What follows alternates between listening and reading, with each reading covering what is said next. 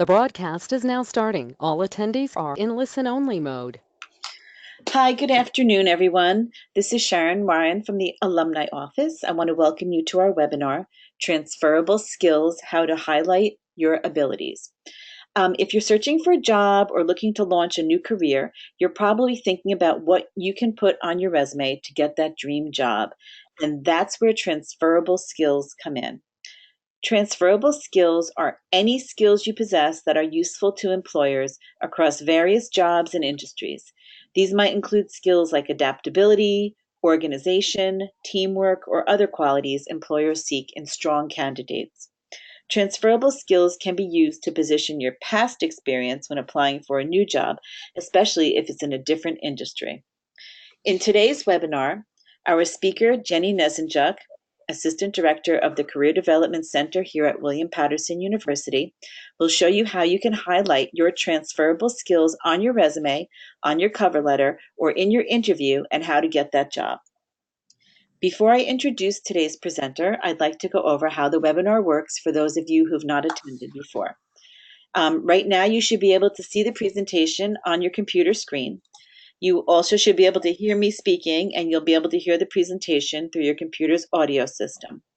Please feel free to ask questions by typing them in. We'll be monitoring your questions, and this webinar will be a little interactive, so get ready to answer some questions. But if you have any questions for our presenter, you can type them in, and we will answer them as we go or at the end of the webinar. Any questions that are not answered in today's webinar will be addressed after the webinar is completed. So once again, just feel free to type in your questions as the webinar progresses. So now I'd like to introduce today's topic and speaker. Jenny Nesenjuk has been working in career development and advisement since 2007 with a primary focus on assisting students to gain the skills and competencies necessary to be successful and accomplish their goals. She's currently an assistant director in the Career Development Center here at William Paterson University, where she works one-on-one with students, creates and fosters new relationships with employers from a variety of fields, and strives to be an active member of the campus community. Prior to joining William Paterson family, Jenny was the acting director of career development at Hudson County Community College, where she began the task of building the department from the ground up. Additionally, she was responsible for bringing the major exploration fair to HCCC, working with deans and faculty to provide students with information about academic programs of study offered at the college.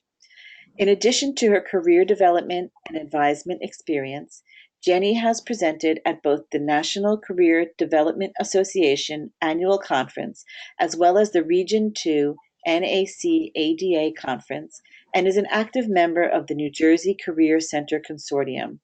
She holds a Master of Arts in Counseling, Student Affairs, and Higher Education from Montclair State University. Jenny has also presented a wide range of webinars for William Paterson students and alumni, and she's definitely one of my favorite presenters. If you've attended one of our webinars, you'll know why. So in today's webinar, Jenny will give you lots of tips on how to highlight your transferable skills to get your career on the right track. And now I would like to introduce our presenter, Jenny Nesenjuk. Thanks, Sharon. Good afternoon, everybody. Again, I'm Jenny Nesenjuk. I'm one of the assistant directors here in the Career Development Center at William Paterson. And what we're going to do today, and you'll see on your screen, is we're going to go through some transferable skills. We're going to talk about what they are, what types of things constitute these skills, how you can develop them if you haven't already, and how you can put those on your resume. Like Sharon said, if you have questions during the presentation, please feel free to type them into the comment box. I will do my best to get to everybody's questions. And thank you all for attending. So let's get started. So if I can get my presentation to move forward. Sorry, everyone. There we go. So what are transferable skills? So these are skills that transfer from one job to another and can be used in any field. So they are skills that resonate with every job that you will apply for, every job that you will have in any field that you will be working in. So now we're going to have a little bit of some interaction here. So if you could, please write down 3 to 5 skills that you think employers are looking for in potential employees. these. And I'll give you about 30 seconds or so to do that.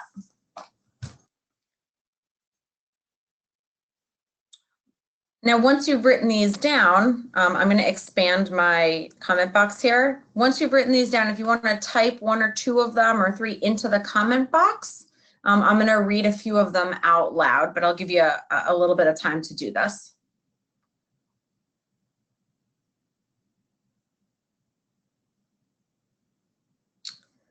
Okay. So we're trying an interactive activity during a webinar. I'm not sure that this has been done before, but I thought instead of just having me talk to you and you look at some slides, we'll do a little bit of interactive fun here. So as you start to think of those skills, if anybody wants to type them into the message box, Sharon, if you would be so kind as to read them out loud for us. Yes, people are starting to type them in.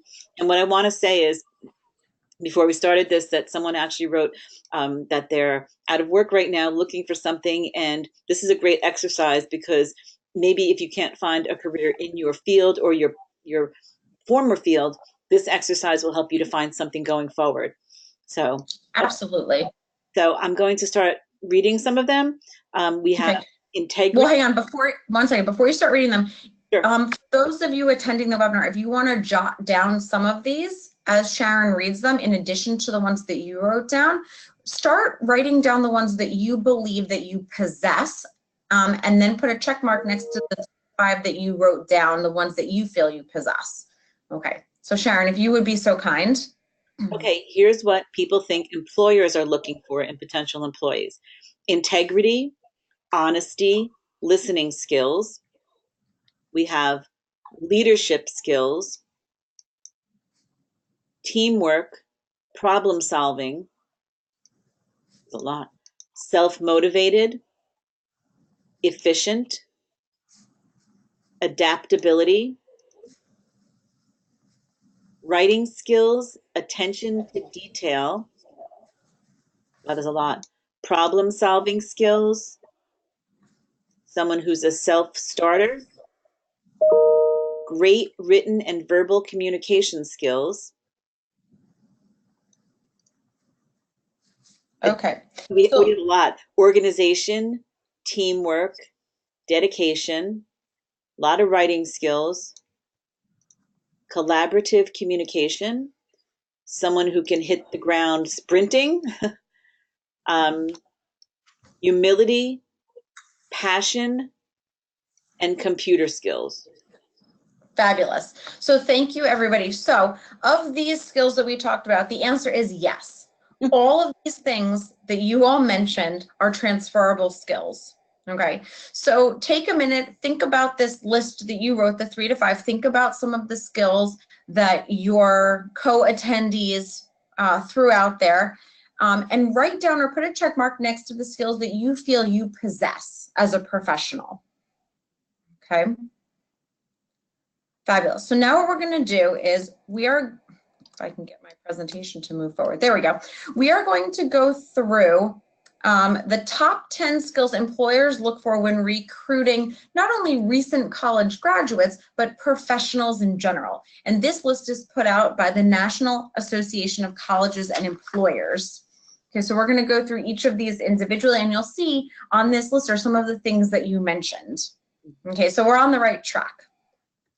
So the first of these, and these are in no particular order, the first is verbal communication. So I do know a couple of people mentioned that. So this is the ability to verbally communicate with people inside and outside of your organization. Okay, and a few ways that you can show this transferable skill or begin to develop this or continue to develop this is through presentations created and delivered for class or within the organization that you're either currently working in or previously worked in. Additionally, this can be shown or developed through conversations and discussions with supervisors, clients and customers, or your coworkers. So, and in addition to these things, if you feel that this is not a skill that you are well versed in, there's a couple of different ways that you can practice this skill. One of those is have conversations with coworkers, with customers, with supervisors, with your classmates if you're a current student. to practice this skill and develop. So instead of sending an email, have a conversation, okay? If the option comes up to do a presentation, volunteer, okay? So verbal communication, very important. Employers want to know that you know how to interact verbally, okay? So that's number one. Teamwork is number two. Somebody did mention this one as well. Yeah. So this is the ability to work in team structure. So there are very, very, very few jobs out there where you will not be required to work with other people. In my current role and every other role that I've had, while I do work one-on-one with students, I also collaborate and work in a team environment with my coworkers. So you do want to share this through your collaborations with others on projects. Okay, and you do want to highlight responsibilities that are shared, not divided. So it's fabulous in a position for you to take on individual tasks, but we really do want you to highlight responsibilities where you are working and sharing responsibilities with someone else on your team or in your department. Okay. Jenny, may I just say something? For people who maybe haven't gone to work yet, they could also use these things in volunteer jobs that they did or something, right?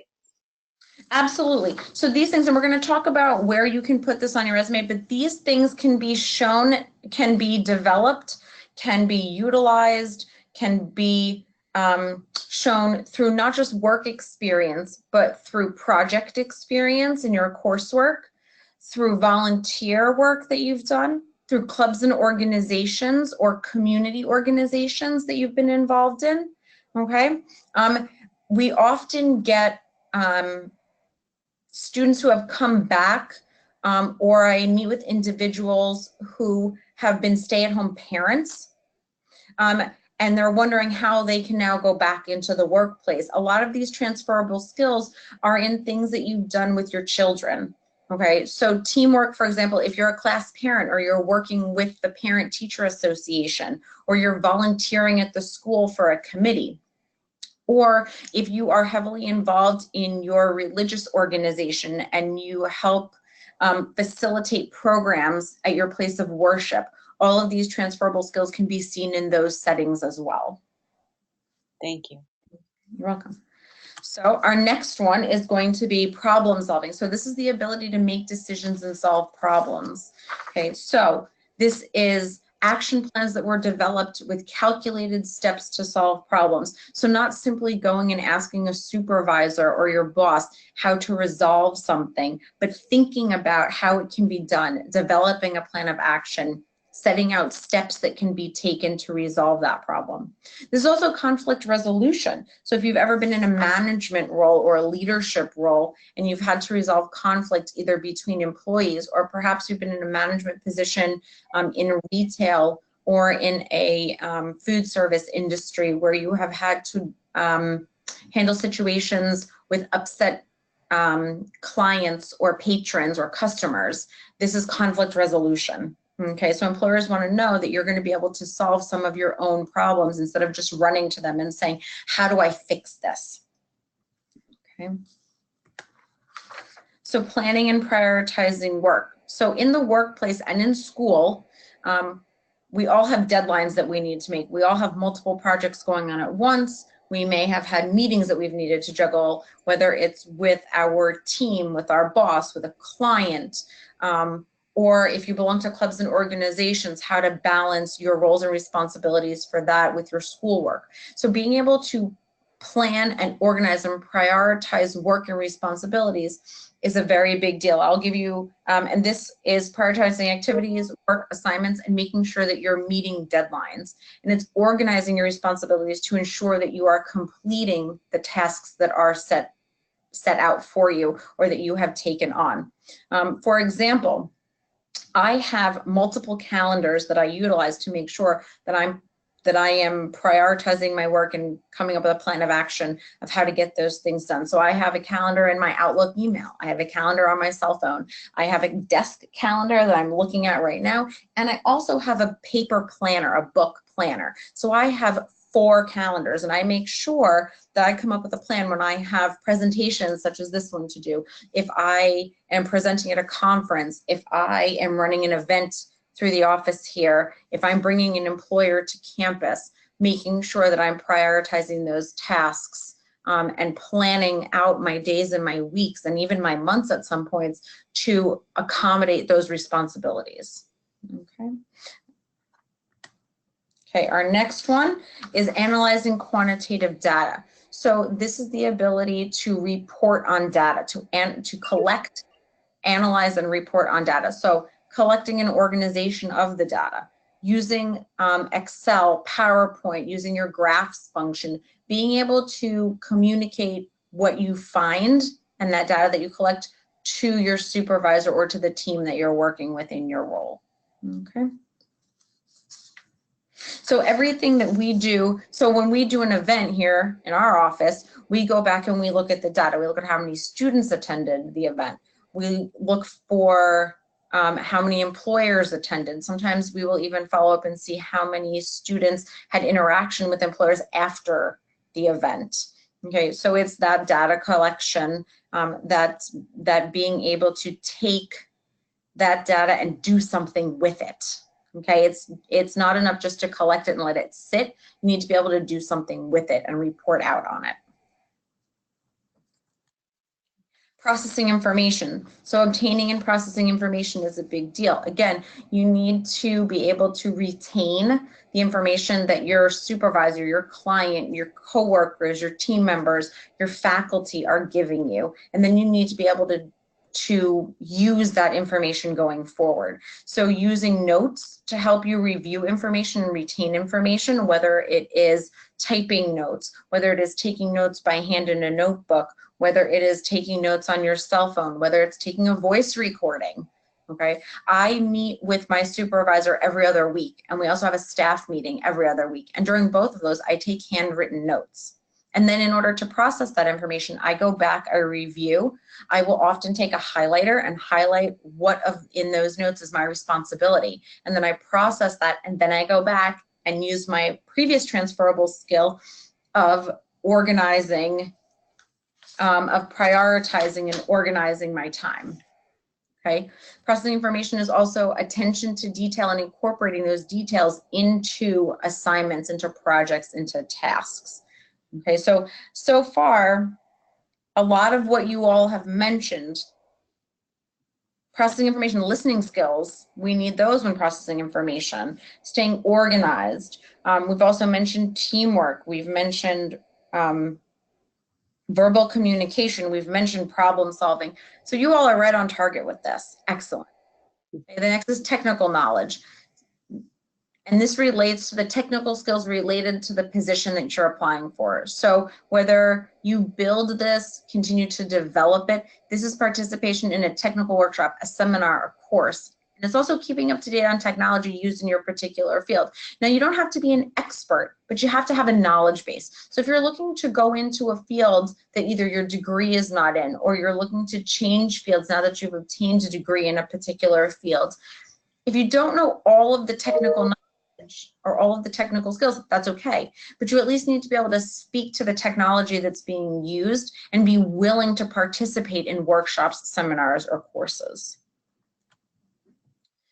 And that, if you don't have the technical skills, but you are willing to build them, is something that you can mention in a cover letter.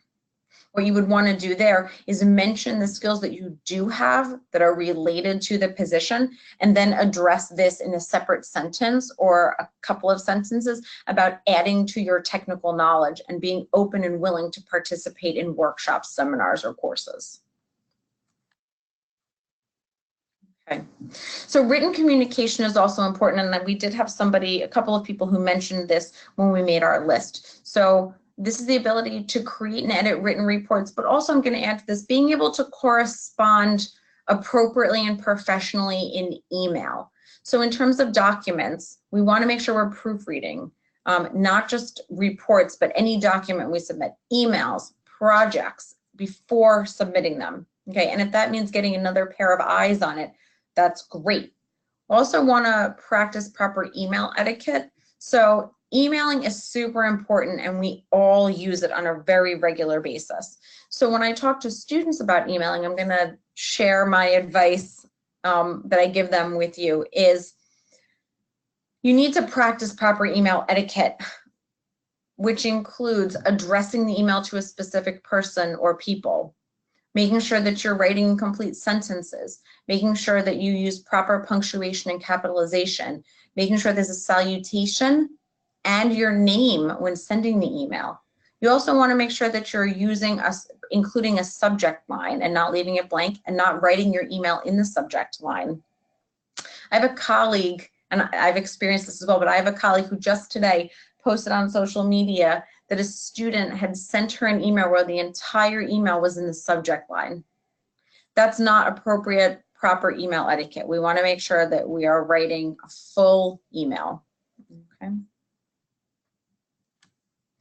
Technology and computer software. So again, most jobs out there, you're going to need to be proficient with computer software. And most of the time, this is going to be Microsoft Office, whether you're using a PC or a Mac. So we want to make sure that you're expanding on your software skills. So if you know the basic functions of Excel, let's get on YouTube, let's get on to a site and make sure that you're well-versed in Excel, in Word, in PowerPoint, okay? You also want to brainstorm and execute ways to incorporate the use of technology into your projects, okay? Selling and influencing. So the ability to sell or influence others is very important, whether this is going to be clients, customers, or coworkers. So you want to listen to what others see, listen to others to see what their interests, what they're interested in, and what their needs are.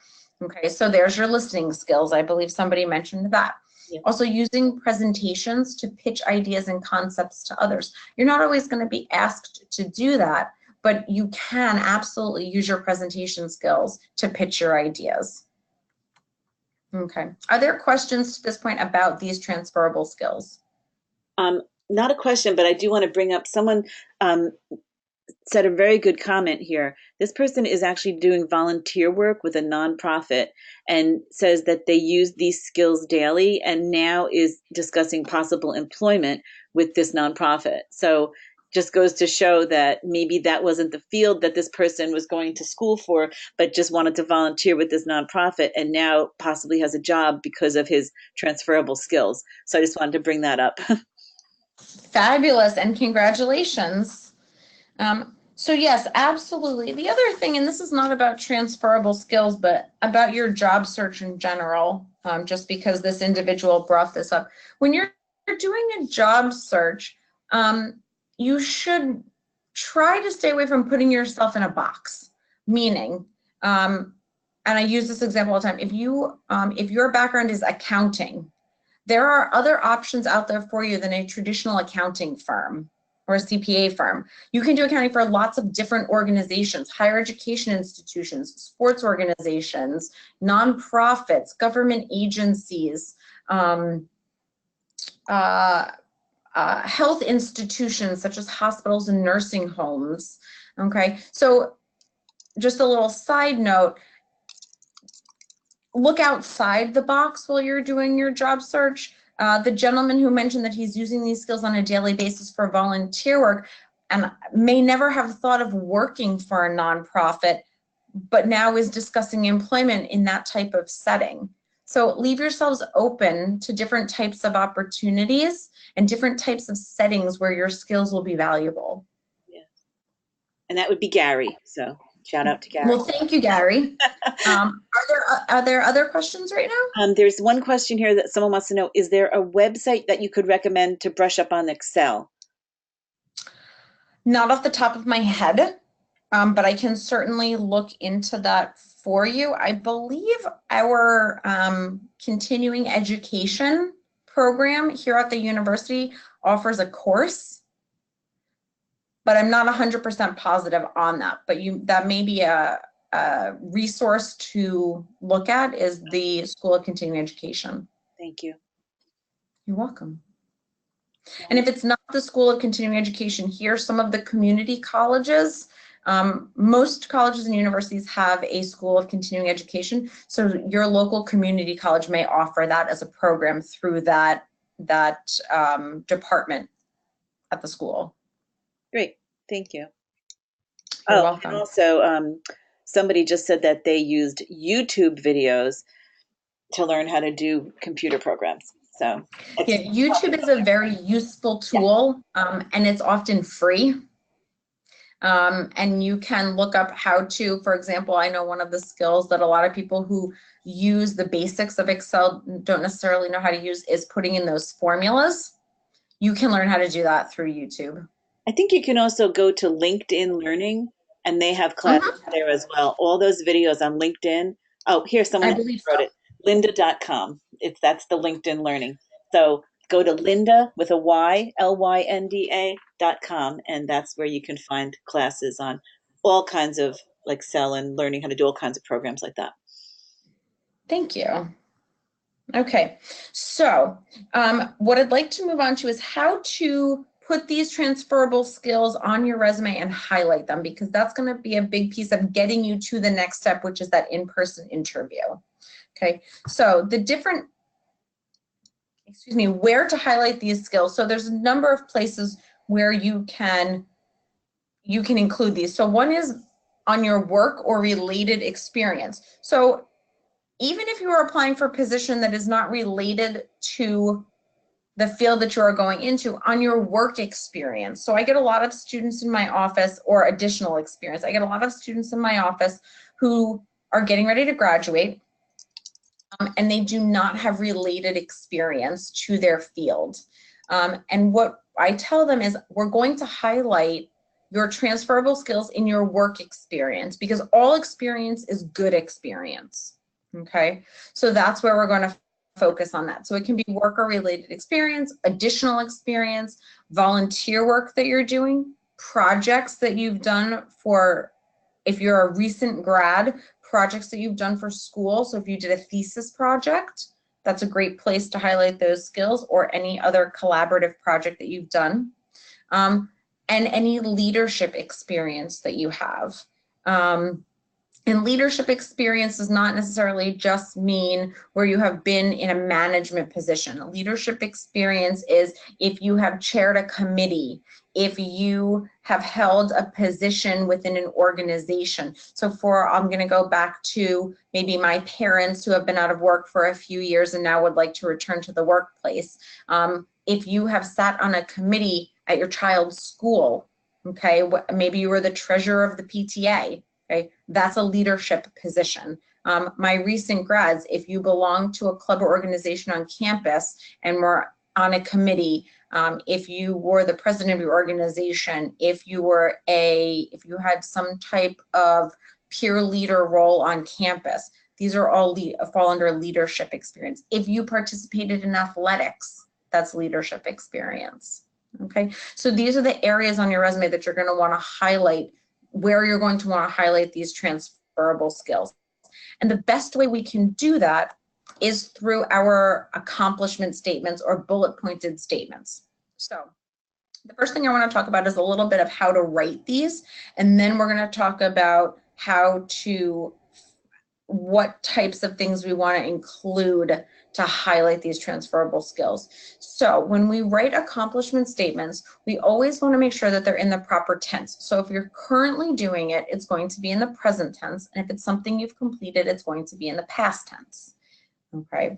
You want to make sure that you're leaving out your personal pronouns, I, my, us, our, we, them, their. And we want to make sure that we're starting with action verbs. So these 9 action verbs that you see at the top of this slide are action verbs that can be used to explain transferable skills and responsibilities. So collaborate, okay, that shows teamwork. Developed, you created something. Regardless of what you created, you took some initiative to create something. Utilized, organized, review, analyze, communicate, correspond, and prioritize.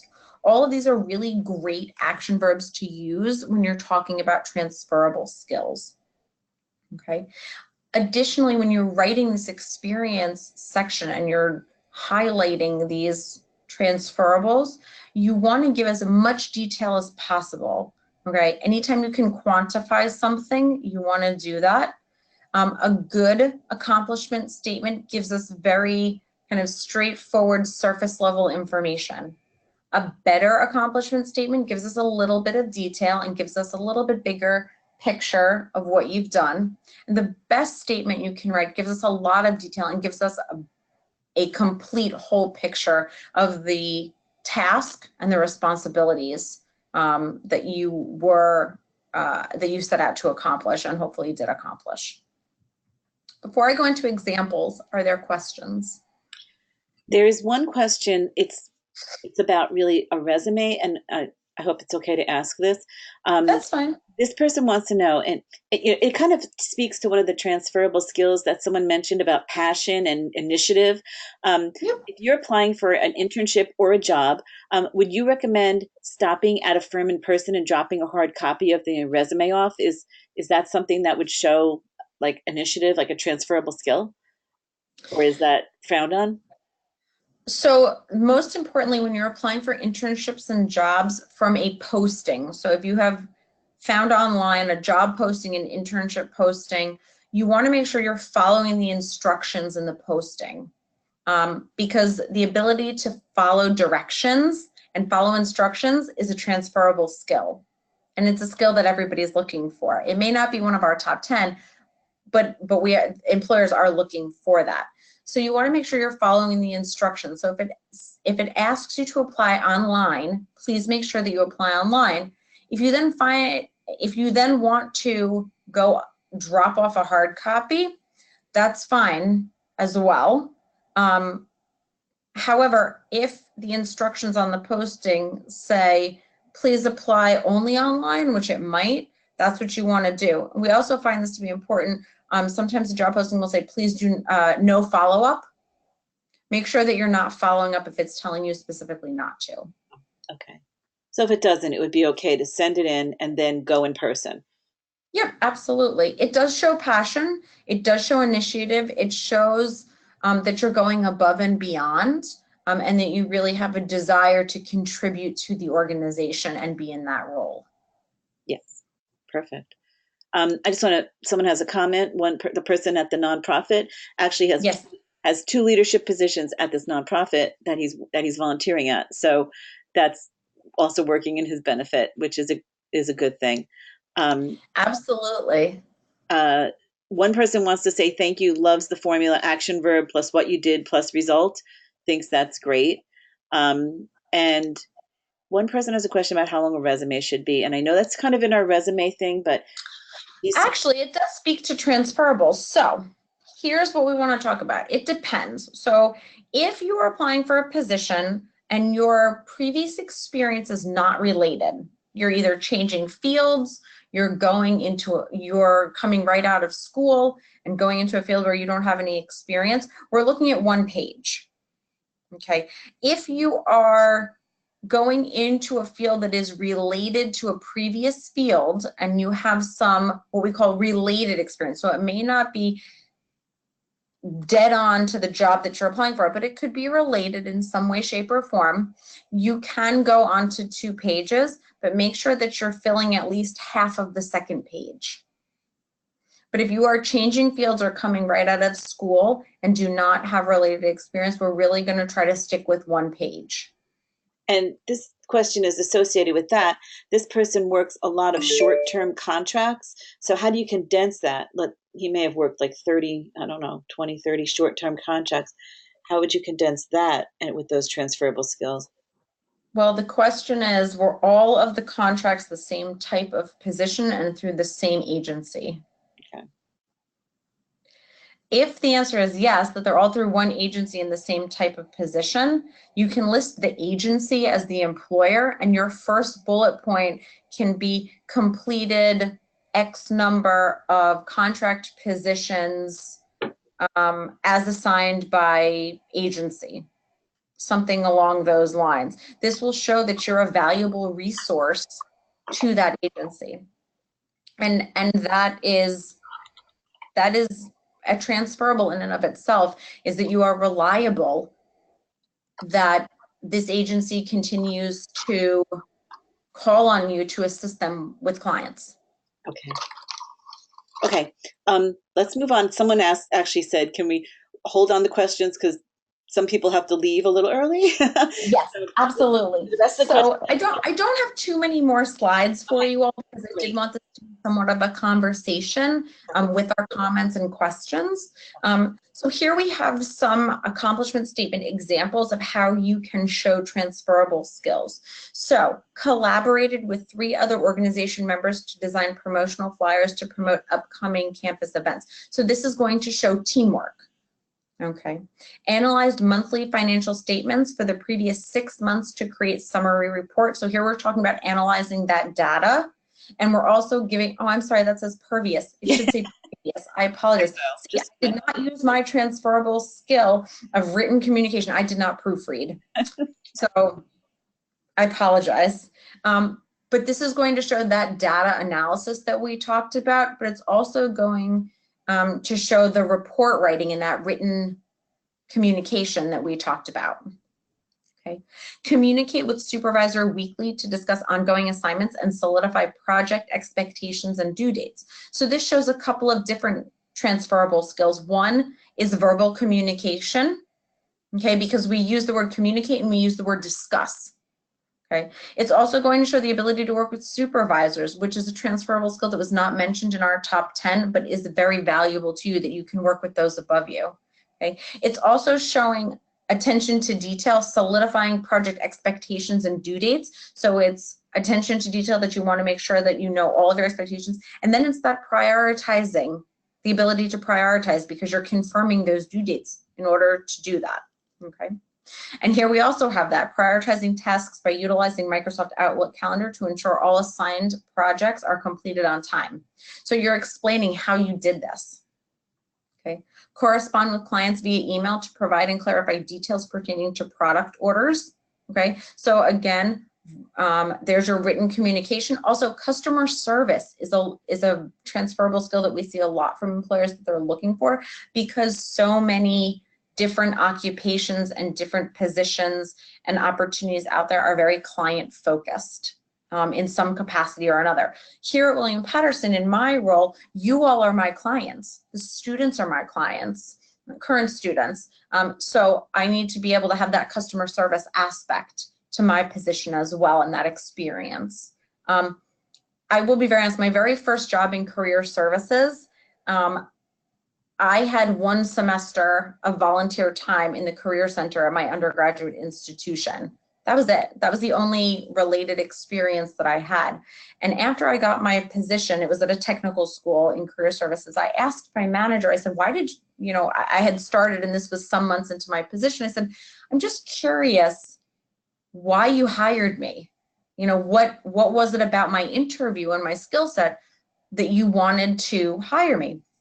And he explained to me that it was the transferable skills, that it was my customer service. I had waited tables, I had worked retail. He told me that it was my customer service skills, that it was my verbal communication skills, that it was my ability to engage others. So it was those transferable skills that really essentially got me my first position in career services. And here we are 12 years later. And I've built my quote unquote technical skills over 12 years on my expertise, but it was those transferable skills that got me my first position. Okay, so corresponding with clients via email to provide and clarify details pertaining to product orders. So that's customer service, that's attention to detail, that's written communication skills. And oversaw a committee of 5 to plan, organize, and execute annual professional development workshop, including budget, conference timeline, and arranging outside speakers. So this is leadership, okay? This is organization. This may be problem solving, okay? So these are examples of how you can showcase your transferable skills on your resume. Questions? Comments? Nope. No? Okay. Let's go on and then we'll save them for the end. Oh, here we go, questions. So we are at the end. So this is where I would like, because often when I do presentations for you all, we tend to run out of time for the questions, and I know that people tend to have lots of questions. So I want to get to some of those. Okay, we have questions. Yes. One person wants to know, would you list other jobs that are not related to show chronological experience? Oh, so if you're putting your resume together and listing transferable skills and jobs that are related to the job you're going for, would you list other jobs that are not related to show chronological? So So no you can do gaps. this. So you can do this in a couple of ways. You can create different headings on your resume, one for related experience that showcases all of the positions and jobs that you've had that are related to the position that you're applying for. And if you did that, you would then have your next kind of heading or category on your resume be additional experience. And those are things that are not related to what you're applying for. That's one way to do it. If you want to do a true reverse chronological resume where you just have one heading for all of your experience, you would start with the most recent and work back, and we usually go back 10 to 15 years. So that's why if your related experience is from more than 10 years ago, you may want to do that related experience and then the additional experience. Okay. But you can include positions that you have that are not related. And again, that's where these transferable skills are going to be important. So if you're going for a position in, let's say, accounting, and your last two jobs were, grant writing for a nonprofit, you're going to highlight the transferable skills that are going to be important in that accounting field. So if you've created reports, if you've worked with clients, if you have met deadlines, those are all transferables that are going to be valuable to you if you're going to go back into the accounting field, even though they're in positions that you've had that are not related to the accounting field. Okay.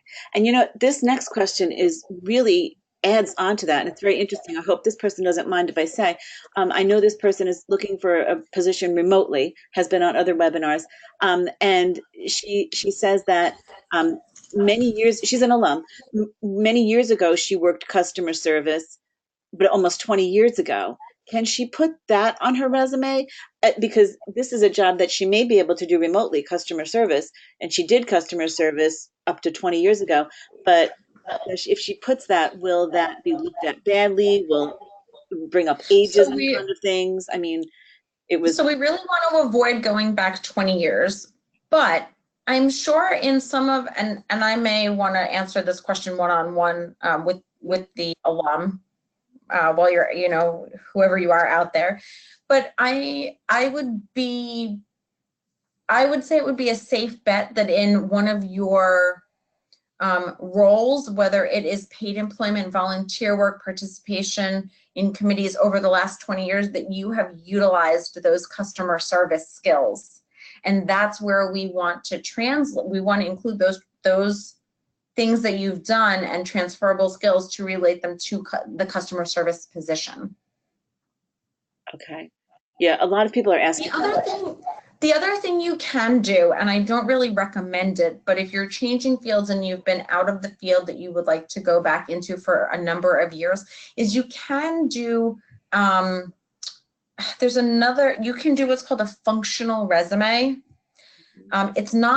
I don't recommend it often, but sometimes I do recommend it for career changers. So instead of doing a reverse chronological resume, which is kind of the typical of what you see, where it's each of your positions in chronological order, starting with the most recent, is what we do is you pick out approximately 3 skill sets that are required for the position that you're applying to, and your heading would be communication skills, and your accomplishment statements speak to the skill itself and tasks and responsibilities that you've had in any position, and you speak kind of more generally to the skill, meaning compiled reports pertaining to ... and it's more general. And then at the bottom, you would list your jobs in reverse chronological order without any bullet pointed accomplishment statements. So those accomplishment statements are going to be under the skill itself. And then you have the list of your previous positions after those. I don't really recommend it.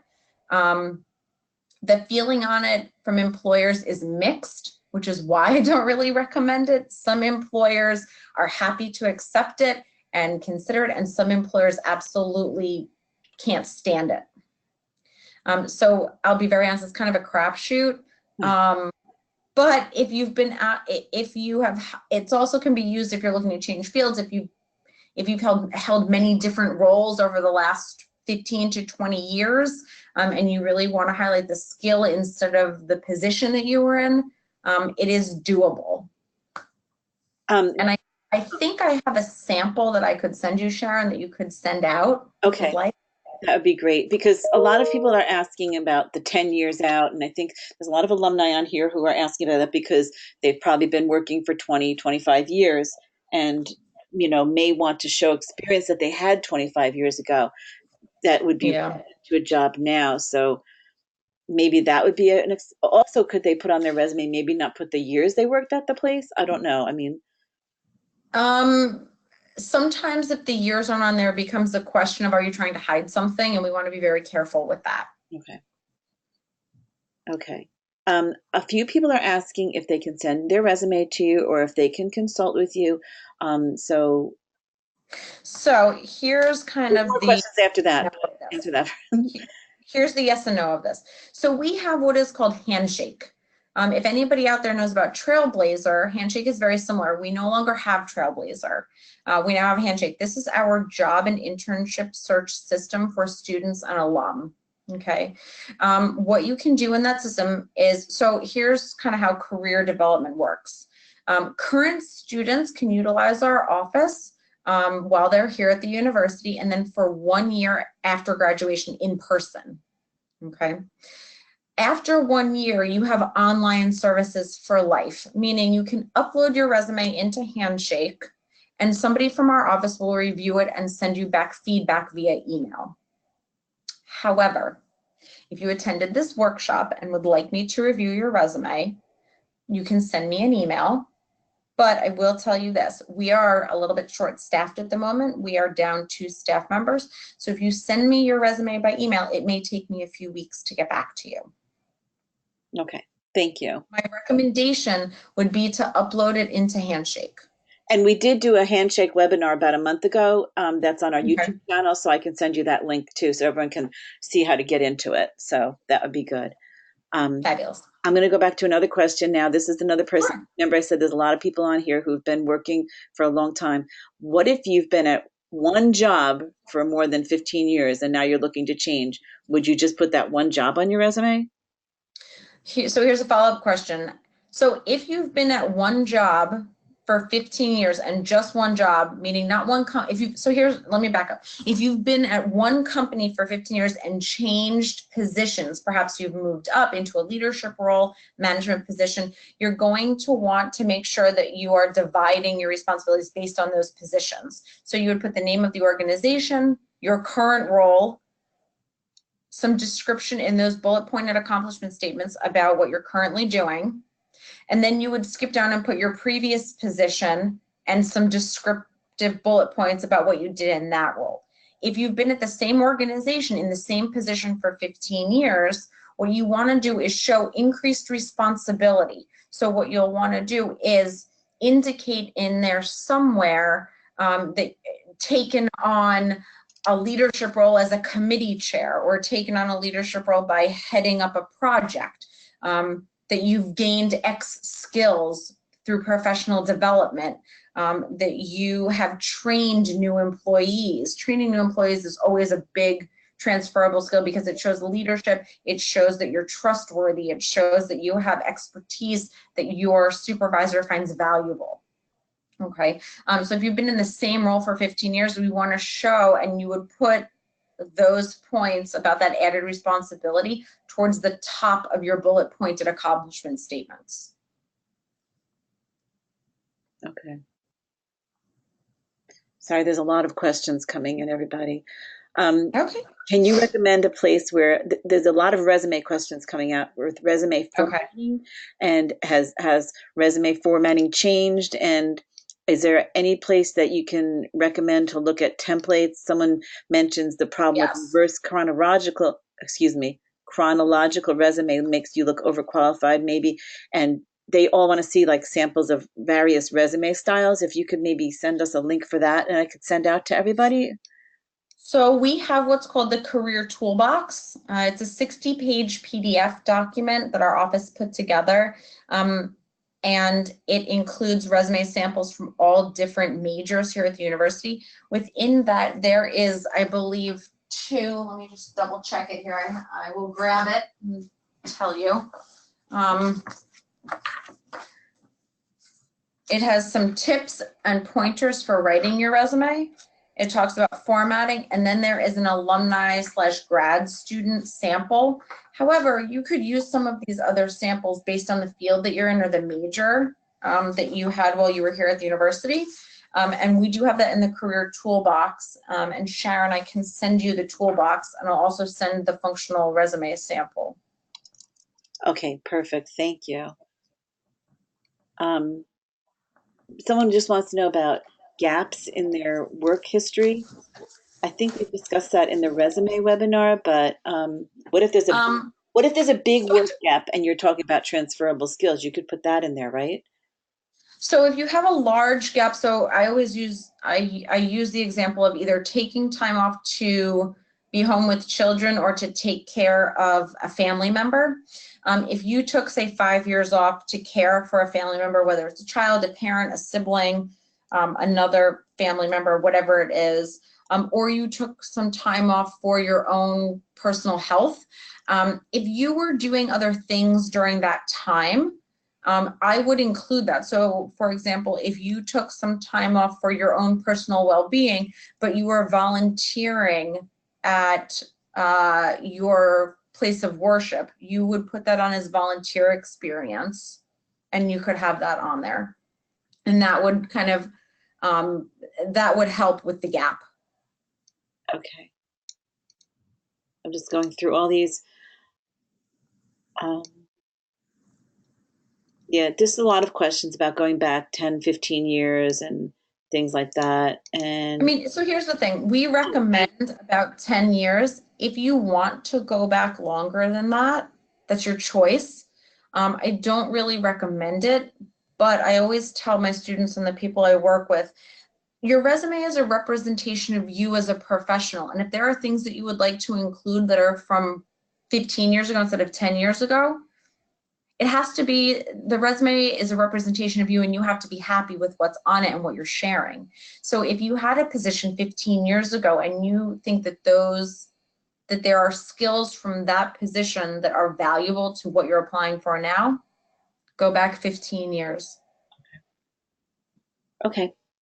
I'm going to ask, I think this will be the last one, unless anybody has any more.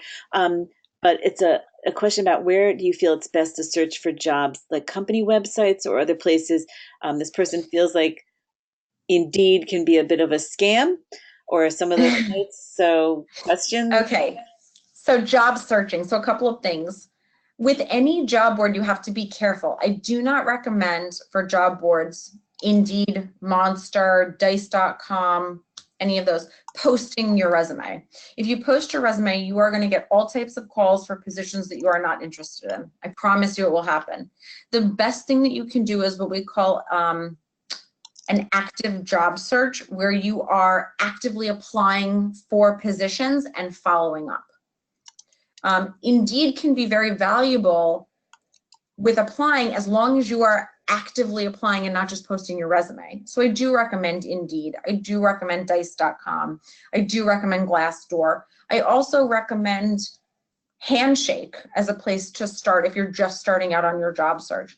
I do recommend using the jobs function on LinkedIn. The other thing is networking is a very useful tool in job searching, and really when you're networking, you're building relationships and connections, but those can lead to a job. Okay, so start building connections, especially here at the university. I mean, get more involved with the alumni office here and when they have in-person face-to-face programming. But company websites are great. So if there are organizations and companies that you're interested in working for, go directly to their websites. The other thing is kind of think outside the box. So again, if you're an accountant and you're looking for opportunities, don't just stick with accounting firms and CPA firms. Look at colleges and universities. Look at nonprofit organizations. Look at sports organizations. Look at school districts. Look at hospitals, doctors' offices. Really keep an open mind when doing your job search. You can start with exactly what you want to do in the exact type of setting, in the exact location, and then you need to widen that search. Okay, so then you could go with the exact position, maybe a different type of organization or setting, and expand your radius. Instead of 5 miles from home, go 10 or 15 miles from home, and you keep expanding. Okay. Thank you, Jenny.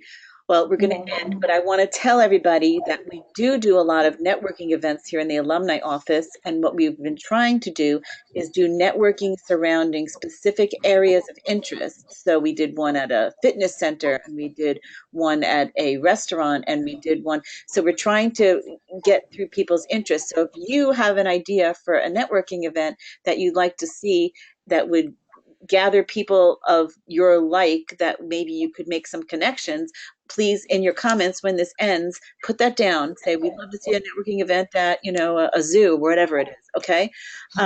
And meanwhile, this has been being recorded, the webinar, and it is going to be posted on the alumni YouTube channel. I will send you the link. We will send you, Jenny, we can send them a PDF of this, right? Yes. And so we'll send you that. We'll send you a link to the webinar. We'll send you a link to our YouTube channel. I have just little questions. How do we get on the alumni email list? I think if you got this email, you're on it. So, but I will contact you. And Sharon, can I add one more thing? Sure, go for it. So if anybody does have questions, usually Sharon sends me a spreadsheet with those questions. Sharon, this time, if you could please just provide my email address. Yes. You could email me your questions directly, but I do ask that you give me about a week to get back to you. Okay. And I do thank you in advance for your understanding and your patience with that. I hope this was helpful for all of you. Please feel free to submit your resumes and handshake. Somebody from our office will review them and get feedback to you as timely as we can. And I wish all of you the best of luck in your job searches and your future endeavors. And thank you so much, Jenny. This was wonderful. People really enjoyed it, and it was very informational. So thank you once again, and we will see you maybe next month. We have 2 more webinars coming up. So thanks all for attending, and thank you, Jenny, for presenting. You're very welcome. Have a great day, everybody. Bye, everyone.